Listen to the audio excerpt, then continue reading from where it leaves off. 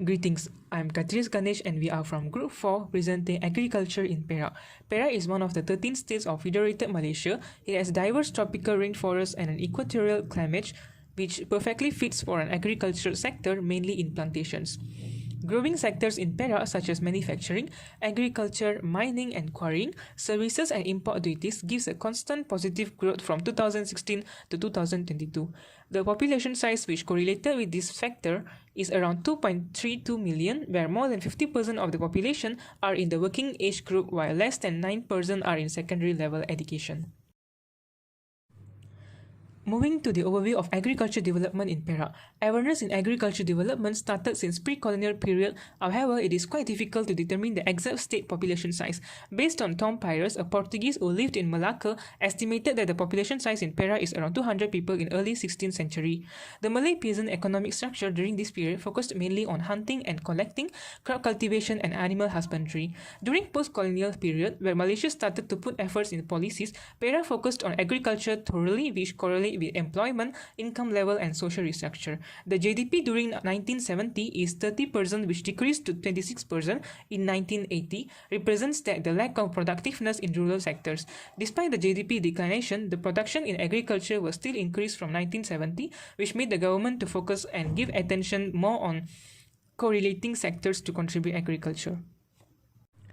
Moving on to the manpower in agriculture, contributors or employed population in agriculture sector is around 13.5%, takes the third largest employment level after service and manufacturing. This data takes the sixth place of ranking compared to all the states. It explains that the contributors in agriculture sector is still average in Perak. Despite lack of manpower, this sector keeps increasing in terms of the production. The annual population growth in Perak is between 2.0 to 4.0 and the GDP of Perak economy increases up to 5.1. There are many job vacancies available in this sector to increase the contributors rate. Contributors play an important role in Perak by maintaining the GDP of Perak. The agriculture economy of Perak giving a wide employment opportunity to the graduates. And next is investment in agriculture. Perak plays an important part in Northern Corridor Economic Region (NCER) together with other states such as Kedah, Perlis and Penang in major development by increasing a mean household income up to RM5,478 ringgit. GDP will constant price, which is up to 176 billion, a total employment of 2.8 million starting from 2016 and a 6.6 of total population by 2017. On 2021, Perak received 5.2 million to invest on recovery. This investment mostly to recover the agriculture and manufacturing sector. In 2018, the United Plantations UP Berhad invested for 414 million ringgit to promote growth and increase the land bank. The land invested by UP, which is United Plantation Berhad, is around 900 acres. However, this trade in agriculture of Perak increased at the rate of 2.92% annually starting from 2006. Assalamualaikum, my name is Muhammad Amar Ruzemi and I will continue with the government policy including and the future that impact the agriculture activity in Perak. So the first government policy is Dasar Pertanian Negara Ketiga 2010, which is to improve the food security. Number 2, increase the product and competitiveness of the agriculture sector. Third is strengthen ties with the other sector. Number 4 is creating new source of growth for the agriculture sector. And fifth is conserve to use natural resource of sustainably. So for this government policy, which is to maintain the agriculture sector in the Perak, and it's very important government policy, not in the Perak only but in entire Malaysia. So in this policy also is to create more room for diverse combinate with forest and agricultural operation, and also allow the production of agriculture and forest product on the same site, reduce the requirement of the new agricultural land. And third is support different symbiotic partnerships such as growing forestry species alongside industry crop to maximize the land use. And fourth is create a prospect for the early and sustainable profit from the maximize interpartnership agriculture combined with will stimulate private sector involved in the commercial. So The second government policy is the Dasar Agro Makanan Negara 2011 until 2020. So, for this government policy is to ensuring the adequate the safe food supply, and number 2 is to make the agro food industry competitive and the sustainable industry, and lastly to increase the to increase the income level of farmers, the farmers basically in the Perak. So, and the last dasar or the government policy in Perak and also in Malaysia is which is Dasar Komoditi Negara 2011 and 2020. So, in this government policy, which is to increase the contribute of the commodity industry to national economy. Number 2 is modelize and transform to commodity industry to be competitiveness and sustainable. Number 3 is encourage the growth along the value chain in the commodity industry. Number 4, and to increase the income of the commodity industry operator include the smallholder. And the lastly, to make Malaysia a center excellent in the field research and development R&D and planting the technology and industry commodity. So that's it for me, and thank you very much. Hello, my name is Abdul Muiz, metric number 68869. Next, I will explain about the issue, remedies, and the success of economic activity in agriculture.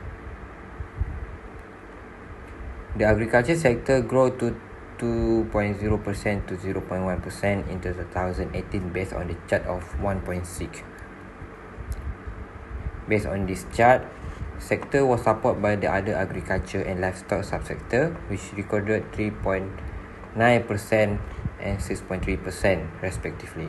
In addition, oil palm, which is the largest contributor to agriculture, increased 1.5%, and the rubber subsector recovered 6.1%.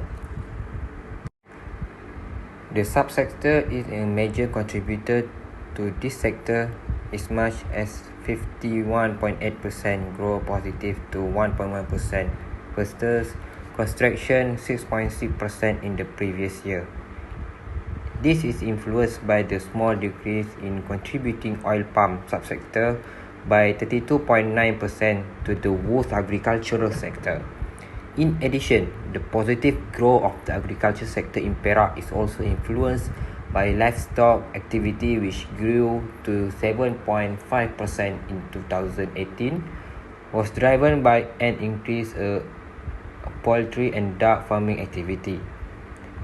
Subsector that accounted for 23.7% to Perak agricultural sector. It can be seen the agricultural sector for the state of Perak is more focused on GDP for animal husbandry. Lastly, the inflation that affects GDP for the agricultural sectors. The overall inflation in 2019 recorded lower at the average rate 0.7% compared to 1.0% on the year 2018. Most of the rate was contributed by the deep fall transportation price group of the negative 3.1% versus increased 1.6% in the previous year, and had an impact of productivity in agricultural sector in pursuit of the GDP target of the year. Change in the percentage of labor productivity for the declining agricultural sector based on the inflation rate, such as the rising price of goods, shilling and fuels. All inflation rate affect the cost of expenditure in the production of the agricultural sector in Perak. Based on the chart, the productivity rate per hour work at the construction and agriculture sector recorded modest growth in 2019, which is on the rate 3.5% in 2018 and 0.3% in 2018. This is because the productivity adjustment to the stabilized current inflation in achieving the state GDP target for the current year. Kishan Bakshani, student number 75321, and I'll be covering the influence of digital technology and the financial sector in agriculture. First thing that I'm covering is the Northern Corridor Economic Region, also known as the NCER. NCER is one of the regions identified under the 9th Malaysia Plan and continued to the 12th Malaysia Plan for the promotion and balanced and equitable national income development. It is one of the 5 economic corridors in Malaysia that was established to ensure equitable distribution of wealth across the country in line with national aspirations to become a high-income developed nation. There are 6 main segments under the NCER, which is Estate Management Model 2.0, which is to increase paddy yield; oyster farming, which is to strengthen the oyster seed production supply chain; superfruits, that is a program to transcend the state border with the production of high-value fresh fig produce and downstream products; organic paddy, which is basically to establish a center of excellence and provide training to farmers; hemp, which is basically the legalization of cannabis use, which is a trend which is worldwide, and Malaysia is making a bold move to try and research this industry and potentially make it a future industry for the country. And special agroeconomic zone, which supports a zone that supports various facilitation such as technology, research and development, and human capital and finance. Next, I'm covering technology such as AI in agriculture. The first thing is the Geographic Information System, also known as the GIS. The use of GIS has been used by some Dabi plantations. This is used to identify areas that are prone to being flooded, and similar technology is also used to determine an exact palm count on a massive scale to optimize the amount of fertilizer applied to each field. Next is sensors. This is used as a tool for plant breeding trials. It is also put into place to monitor the growth of plant materials that use less fertilizer, grow in dry conditions, and are not impacted by the lack of rainfall. The role of nanotechnology in farming. The discovery of a photosynthesis enhancer. Nanotechnology has helped birth numerous discoveries, including the carbon dot. The carbon dot belonged to a group of carbon-based nanomaterials with special properties that improve the transfer of electrons, thus directly accelerating photosynthesis rates. Next is the role of nanotechnology in addressing new challenges in agriculture. Nanotechnology products are designed to address new agriculture challenges but require researchers to be daring enough to explore new avenues, solve problems creatively, and develop innovative solutions specifically for farming. This is the work of chemical engineers, statisticians, agronomic engineers, and specialists who work together to come up with the solutions. Next, I'll be covering AgTech Digital Adoption by MDEC.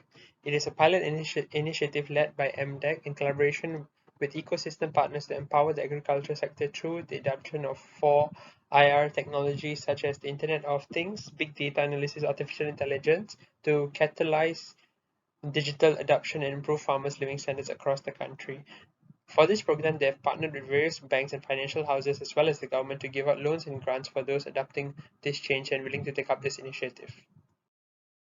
The last thing that I'll be covering is the research and development and technology advancement by Mardi.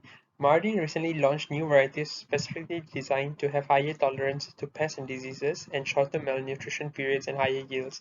They have also invested in automation and new technology, which is basically for combating things such as climate change, food security, and income level for target groups. Thank you.